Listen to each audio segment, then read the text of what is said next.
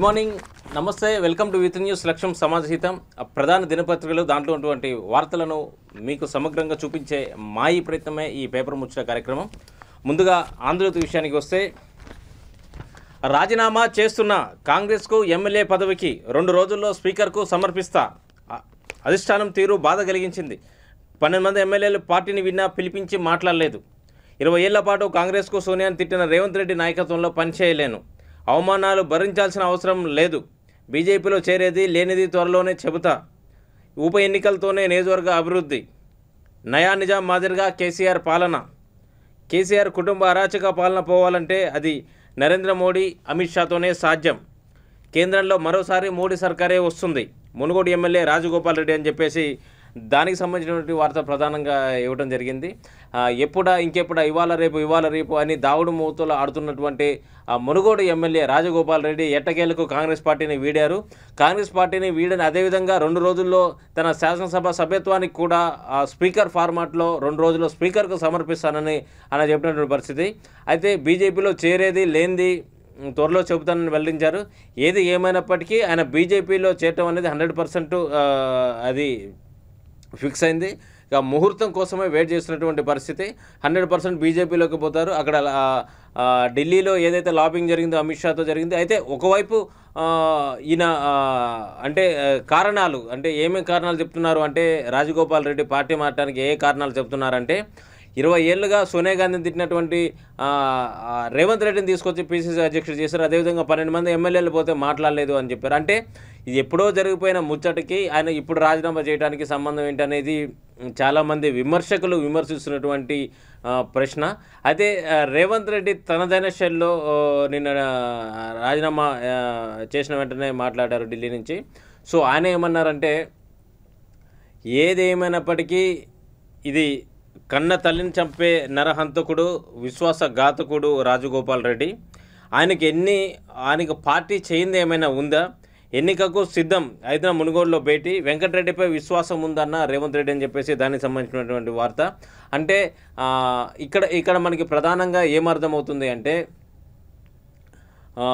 రేవంత్ రెడ్డి అంటే కాంగ్రెస్ పార్టీని టార్గెట్ చేస్తున్నారా, రేవంత్ రెడ్డిని టార్గెట్ చేస్తున్నారా అనేది కూడా మనకు తెలవాల్సి ఉంది. అంటే కాంగ్రెస్ పార్టీని బలహీనపరిచి, అంటే ఇప్పుడిప్పుడే పుంజుకుంటున్నటువంటి కాంగ్రెస్ పార్టీని, రేవంత్ రెడ్డి పీసీసీ అయిన తర్వాత పుంజుకున్నటువంటి కాంగ్రెస్ పార్టీని బలహీనపరిచి అది బీజేపీకి అడ్వాంటేజ్గా తీసుకోవాలని చెప్పేసి బీజేపీ వ్యూహంలో భాగంగానే ఇది మొత్తం జరిగిందని తెలుస్తుంది. అయితే మరోవైపు అందరూ విమర్శకులు చేసినటువంటి ప్రశ్న ఏంటంటే, ఈయన మునుగోడు అభివృద్ధి కోసం కాదు, మునుగోడు కోసం కాదు, ఆయన సొంత స్వప్రయోజనాల కోసం, అంటే ఆయన కంపెనీకు కొన్ని కాంట్రాక్టులు తీసుకునేందుకే ఆయన పార్టీ మారుతున్నారు. అంటే ఆయన స్వప్రయోజనాల కోసమే పోతున్నారు తప్ప ఆయనకి మునుగోడు ప్రజలకు ఆయన రాజీనామాకి ఎటువంటి సంబంధం లేదు అనేది కుండబద్దలు కొట్టినటువంటి ప్రశ్న. అంటే ఈ మధ్య సోషల్ మీడియాలో కావచ్చు, మిగతా మాధ్యమాల్లో కూడా చాలా ఇదే వైరల్ అవుతున్నటువంటి పరిస్థితి. అంటే రాజగోపాల్ రెడ్డి, కాంగ్రెస్ ఫ్యామిలీ ఉన్నటువంటి రాజగోపాల్ రెడ్డి ఆయన పార్టీ సడన్గా మారాల్సిన అవసరం ఏమొచ్చింది అనేది కూడా చాలా అంటే ఈ టైంలో సోనియా గాంధీ మీద ఈడీ కేసులు, అంటే నేషనల్ హెరాల్డ్ అనే పత్రికకు సంబంధించి వీళ్ళు ఎందుకు వాళ్ళకి ఎటువంటి హామీ లేకుండా వాళ్ళకి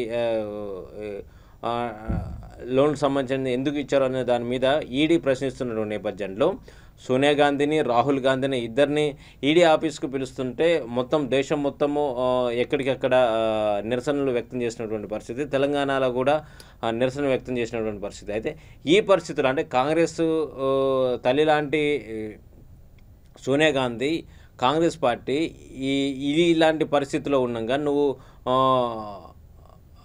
అమిత్ షాతో భేటీ అయ్యి బీజేపీలోకి పోవటం అనేది ఇటు కాంగ్రెస్ శ్రేణులు కావచ్చు, ఇతర అంటే తటస్థంగా ఉండే వాళ్ళు కూడా కొద్దిగా రాజగోపాల్ రెడ్డి మీద ఆగ్రహం వ్యక్తం చేస్తున్నట్టు కూడా మనకు చాలా స్పష్టంగా తెలుసు. అంటే ఆయన సొంత ప్రయోజనాల కోసం పోతుండు, దీనికి మునుగోడు ప్రజలకు అడ్డం పెడుతుండు అనేది దానికి సంబంధించినటువంటి వార్త అనేది కూడా మనం చాలా స్పష్టంగా తెలుసుకోవచ్చు. అయితే ఇంకొకటి ఆసక్తికర విషయం ఏంటంటే, తన సోదరుడు కోమటిరెడ్డి వెంకటరెడ్డి పార్టీలో ఉంటారా, పార్టీ మారుతారా అనేది కూడా మనకి ఏమి అంటే మేము మాట్లాడాము, విశ్వాసం ఉందని రేవంత్ రెడ్డి అంటున్నారు. కానీ సో ఈ అన్నదమ్ములు ఇద్దరు ఫస్ట్ నుంచి ఒకటిగానే ఉంటున్నారు. కానీ ఆయన పార్టీలో ఉంటారా, పార్టీ మారుతారా అనేది కూడా ఒక చర్చగా మారింది. సో ఒకవేళ పార్టీలో ఉంటే ఈయన ఓటమి కోసం, అంటే రాజగోపాల్ రెడ్డి ఓటమి కోసం పనిచేస్తారనేది కూడా మరొక ఆసక్తికరమైన చర్చ అనేది మనం ఇక్కడ చాలా స్పష్టంగా తెలుసుకోవచ్చు. సో ఇప్పుడు అంటే మొత్తానికి వెంకటరెడ్డి కూడా డిఫెన్స్లో పడ్డట్టే మనకు చాలా అర్థమవుతుంది. ఎందుకంటే ఆయన గట్టిగా అంటే ఆయన నమ్మాలి అంటే ఆయన రాజగోపాల్ రెడ్డిని ఆయన గట్టిగా విమర్శించాల్సిన పరిస్థితి ఉంది. కానీ ఈ పరిస్థితుల్లో ఆయన విమర్శిస్తారా లేరా, లేకపోతే ఆయన కూడా బీజేపీ వైపు చూస్తున్నారా లేదా అనేది కూడా ఒక చర్చ జరుగుతుంది అనేది మనం చాలా స్పష్టంగా తెలుసుకోవచ్చు. ఇక మునుగోడు పోరు 3 నెలల్లోనే తొందరగా తేల్చేయాలన్న యోచనలో కమల్నాథులు. నవంబర్లో గుజరాత్, హిమాచల్ ప్రదేశ్ ఎన్నికలు. మునుగోడులో వాటితో పాటే లేదంటే ముందే టీఆర్ఎస్ అభ్యర్థిగా మాజీ ఎమ్మెల్యే కూసుకుంట్ల, మండలి చైర్మన్ గుత్తాను బరిలో దించే ఆలోచన అని చెప్పేసి దానికి సంబంధించిన కాంగ్రెస్ నుంచి పాల్వాయి శ్రవంతికి అవకాశం, బీసీలకు ఇవ్వాలనుకుంటే ఇతరుల పేర్లు తెరపైకి అని చెప్పేసి దానికి సంబంధించిన వార్త ప్రధానంగా ఇవ్వడం జరిగింది. అంటే మునుగోడు పోరు 3 నెలల్లోనే ఈ ఎలక్షన్లు ఏవైతే ఎలక్షన్స్ ఉన్నాయో అంటే ఈయన రాజీనామా చేస్తే స్పీకర్ ఫార్మల్ రాజీనామా చేస్తే అది ఆమోదం పొందితే 6 నెలల్లో అక్కడ ఎలక్షన్ కావాల్సి ఉంది. 6 నెలల్లోపు ఎప్పుడైనా ఎలక్షన్ రావచ్చు. అయితే హిమాచల్ ప్రదేశ్లో కావచ్చు, గుజరాత్లో కావచ్చు కొన్ని బై ఎలక్షన్స్ ఉన్న నేపథ్యంలో సో వాటితో పాటు ఎన్నికలు నిర్వహించే అవకాశం ఉందా అనేది కూడా ఒక చర్చకు దారితీస్తుందని మనం చాలా స్పష్టంగా చెప్పవచ్చు. ఇక రాజీనామాపై ముందే చెప్పిన ఆందోళన అని చెప్పేసి బీజేపీలోకి ఎర్రబల్లి ప్రదీప్ రావు, టీఆర్ఎస్కు మంత్రి ఎర్రబల్లి సోదరుడు గుడ్ బై, తూర్పు టికెట్టు ఏదైనా అమిత్ షా సమక్షంలో చేరిక అని చెప్పేసి దానికి సంబంధించినటువంటి వార్త ప్రధానంగా ఇవ్వడం జరిగింది. ఎర్రబల్లి దయాకర్ రావు సోదరుడు ఎర్రబల్లి ప్రదీప్ రావు ఆయన గతంలో టీఆర్ఎస్ పార్టీలో ఉన్నారు. ఆయన గత ఎలక్షన్లోనే ఆయన టీఆర్ఎస్ పార్టీ నుంచి టికెట్ ఆశించిన మేర కానీ టికెట్ ఇవ్వలేదు. సో ఈ సందర్భంలో ఆయన పార్టీ మారతారని అమిత్ షా సమక్షంలో చేస్తారని కూడా దానికి సంబంధించిన వార్త.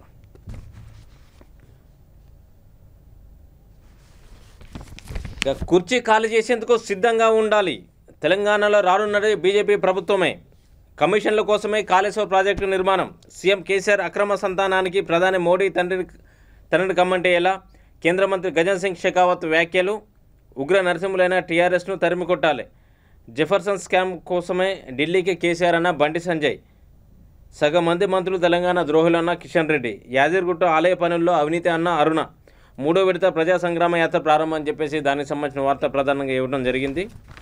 ఇక ఆర్మూర్ ఎమ్మెల్యే జీవన్ రెడ్డి హత్యకు కుట్ర. ఎమ్మెల్యే ఇంట్లోకి వెళ్ళి నిరుద్మే తుపాకీ పెట్టి బెదిరించారంటూ ఒకరి అరెస్ట్. నిందితుడు నిజామాబాద్ జిల్లా కల్లెడ వాసి. అతని నుంచి 2 తుపాకులు, కత్తి స్వాధీనం. అందులో ఒకటి బొమ్మ తుపాకీ. నా భర్తకు కుట్ర లేదు అని చెప్పేసి 15 లక్షల బిల్ పెండింగ్ ఉంది. ఎమ్మెల్యేలను కలిసేందుకు వెళ్ళారు. నిందితుడు భార్య మాజీ సర్పంచ్ లావణ్య. పంచాయతీ రికార్డుల్లో అవకతవకలు. 6 నెలల క్రితమే లావణ్య సస్పెన్షన్ అని చెప్పేసి దానికి సంబంధించిన వార్త ప్రధానంగా ఇవ్వడం జరిగిందని చెప్పేసి వార్త ఇవ్వడం జరిగింది.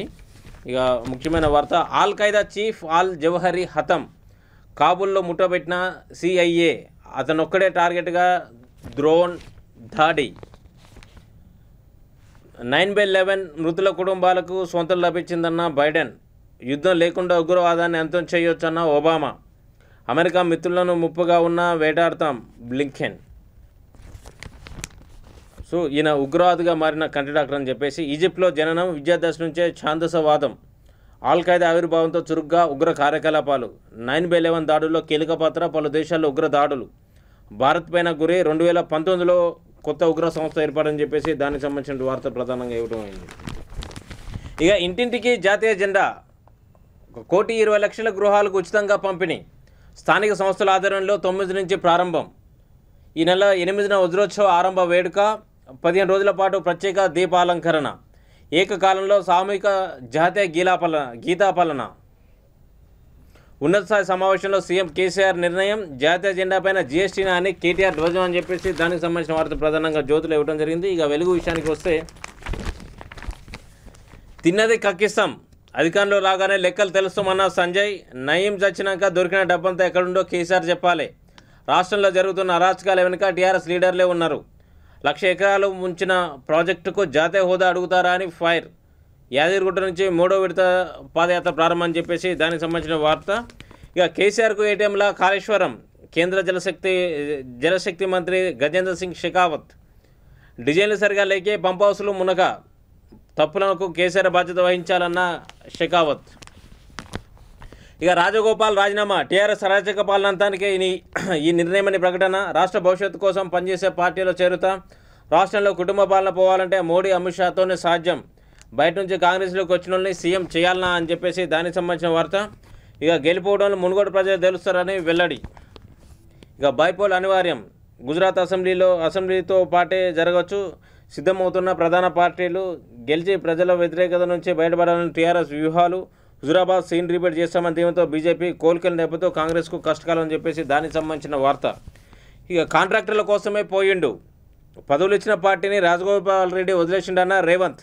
నీ బంధాలన్నీ ఆర్థిక బంధాలే. మునుగోడులో కాంగ్రెస్ పార్టీని అభ్యర్థి బై ఎలక్షన్కు కమిటీ ఏర్పాటని చెప్పేసి దానికి సంబంధించిన వార్త.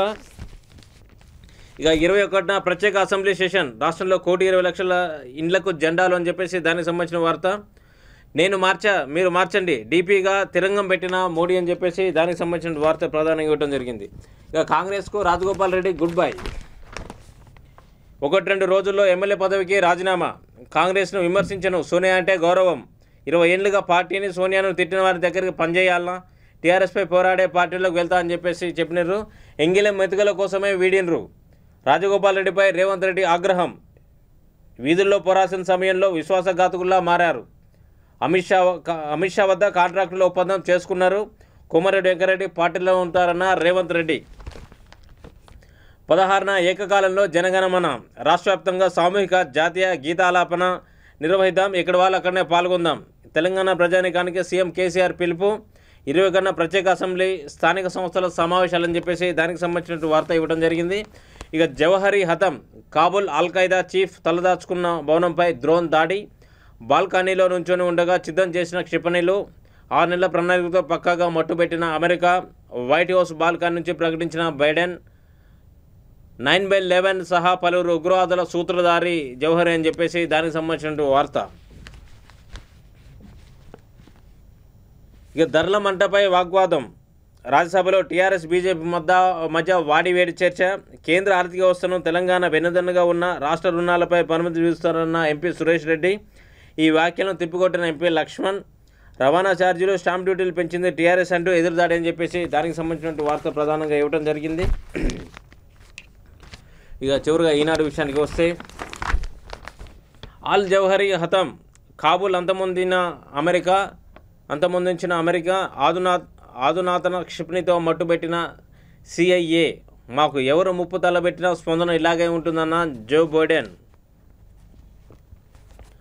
రాజగోపాల్ రెడ్డి రాజీనామా, కాంగ్రెస్ను ఎమ్మెల్యే పదవికి విడుతున్నట్టు ప్రకటన. తెరేసా కుటుంబ పాలనపైనే నా పోరాటం, రాష్ట్రంలో కాంగ్రెస్ బలహీనపడింది. భాజపాలో ఎప్పుడు చేరేది త్వరలో ప్రకటిస్తానన్న రాజగోపాల్ రెడ్డి. ఇక కమిషన్ల కాళేశ్వరం, పాలిచ్చే గేదెలాగా ఆ ప్రాజెక్టుతో కేసీఆర్ కుటుంబానికి డబ్బులు. డిజైన్ లోపం కారణంగానే పంప్ హౌస్ల మునక.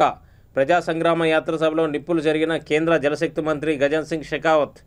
అవినీతి పరులను జైల్లో వేసేందుకు భాజపాకు అధికారం ఇవ్వనని చెప్పేసి దానికి సంబంధించిన వార్త ప్రధానంగా ఇవ్వడం జరిగింది. ఇక 21న అసెంబ్లీ ప్రత్యేక సమావేశాలు, స్వాతంత్ర స్ఫూర్తి రగిలేలా వజ్రోత్సవ ద్విస్వాతహం అని చెప్పేసి దానికి సంబంధించిన వార్త. ఈనాడులో పదాలు కొంచెం కఠినంగా ఇస్తారు. 8న హెచ్ఐసిసిలో శ్రీకారం అని చెప్పి సీఎం కేసీఆర్ ఇచ్చినటువంటి నిన్న ప్రకటించారు. 21న ప్రత్యేక అసెంబ్లీ సమావేశం నిర్వహిస్తామని చెప్పేసి దానికి సంబంధించిన వార్త. ఇవి ఈరోజు ప్రధాన దినపత్రికలో ఉన్నటువంటి వార్తలు. అంటే ముందుగా మనం చూసినట్లయితే మునుగోడు వ్యవహారమే మొత్తము ఇక్కడ వచ్చినట్టు తెలుస్తుంది. మునుగోడు ఎమ్మెల్యే రాజగోపాల్ రెడ్డి ఏదైతే రాజీనామా చేశారో దానికి సంబంధించి కాంగ్రెస్ పార్టీ స్పందన, రేవంత్ రెడ్డి కూడా నిప్పులు జరిగారు, బట్టి విక్రమార్క నిప్పులు జరిగారు. అంటే కన్న తల్లి అంటే తల్లిపాలు తాగి రొమ్ము గుద్దుతావు అనే విధంగా వాళ్ళు మాట్లాడారు. అంటే నీ స్వప్రయోజనాల కోసమే నువ్వు పోతున్నావు తప్ప మునుగోడు ప్రజలు నేర్చుకుంటారు. కాంగ్రెస్ పార్టీ క్యాడర్ అంత కసితో ఉంది. మునుగోడులో కాంగ్రెస్ పార్టీని గెలిపించాలని చెప్పేసి రేవంత్ రెడ్డి నిన్న స్పందించినటువంటి పరిస్థితి. ఇది ఈరోజు పేపర్ ముచ్చట కార్యక్రమం. ఇది రేపటి పేపర్ ముచ్చట కార్యక్రమంలో మళ్ళీ కలుసుకుందాం. చూస్తూనే ఉండండి విత్ న్యూస్. లక్ష్యం సమాజ హితం.